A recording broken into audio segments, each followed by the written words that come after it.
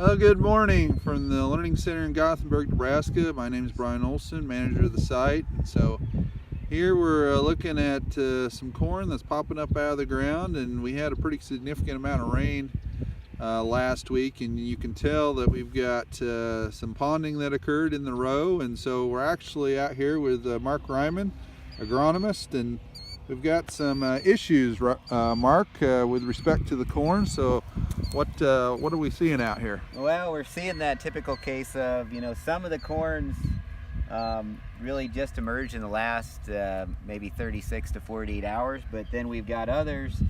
You can find those gaps in the row, and when you dig in the gaps,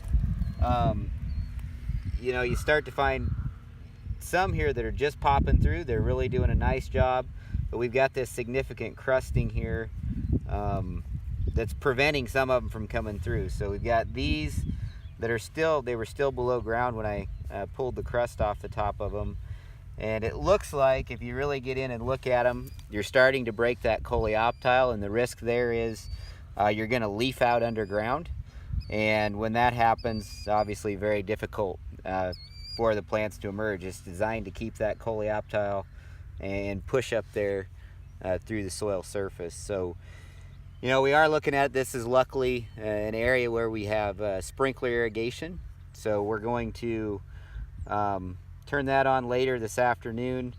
Hopefully soften this crust up just a little bit.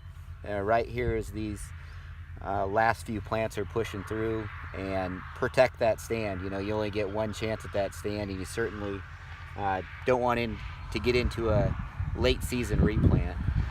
So if we've got this type of issue that occurred on fields where we do not have sprinkler irrigation, what would be another thing that farmers could do to go out there and try to minimize this crusting problem? One of the common things is to just, if you can still find one, get out the rotary hoe. Yep. That's the best way to break that crust up.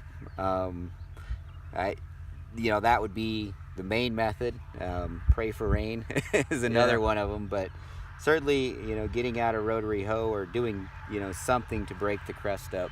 And so that rotary hoe would be set really light, just basically bouncing right along that surface and breaking that crust up to allow these corn plants to pop through. So with that, we're going to head over to another spot where we've got soybeans popping out of the ground and talk about soybeans.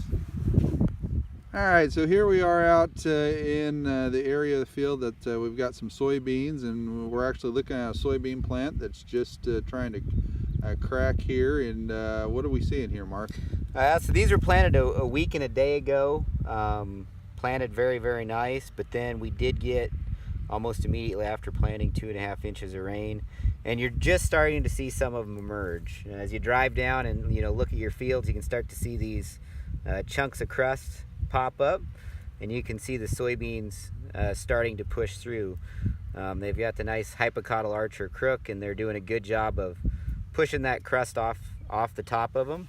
And we've got one there that's just starting that process, and one here that's just starting that process.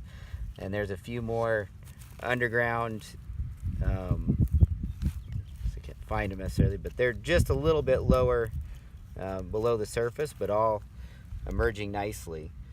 So what happens here if we've got this crusting and we got this the hypocotyl arch or the crook, and what happens if something comes in there and snaps that off? That soybean plant's done. So one of the things I've seen happen in, I'd like to say it's a rare circumstance, but if you get a lot of your beans in this stage where you've got it kind of just like that, and you get another heavy rain that really pushes that soil back down around those cotyledons and then dries out, kind of recrusts, it can get to where you'll just break those off, and it'll cost you a lot of stand. So we are going to keep an eye on this, potentially look at lightly irrigating to soften that crust and just help those up the last little bit if we have to. We'll keep an eye on it though. We want to avoid that if we can, because then again the irrigation can push that back down around those cotyledons.